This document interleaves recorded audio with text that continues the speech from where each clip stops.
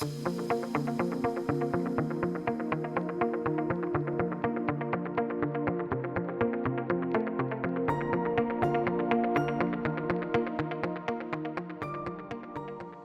you introduced this concept about Basecamp, and it's really interesting because it really makes a lot of sense. Is so often we're climbing, getting all this stuff done, and then we got to like go back to Basecamp to kind of replenish, refresh, and set our goals in place and then move forward. Tell us more about this Basecamp methodology. So, in full transparency, I was at a strategic planning meeting years ago, and one of the speakers introduced this concept.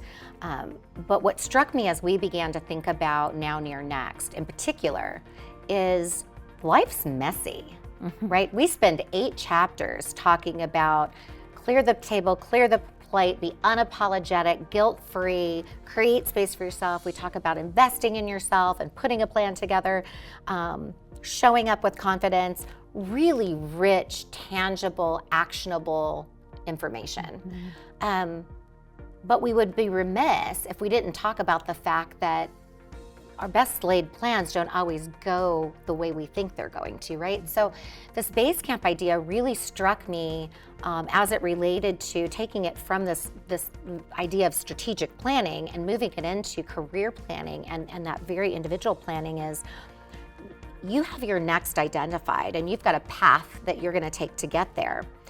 The reality is, if your path is 18 months or 3 years or 5 years, life happens. People get pregnant, spouses, significant others are relocated, people get laid off from jobs, things happen. And so having this time where you're intentionally pausing from time to time through your journey, getting from now to near to next, and saying, what are the headwinds? What's going on in my life? Does this still make sense for me right now? And I was gonna go directly to but maybe I need to rechart a path, a different direction that's a little less treacherous. Or maybe I need to extend the time it's going to take to get to the summit. Or maybe I can accelerate or have to accelerate the time to the summit.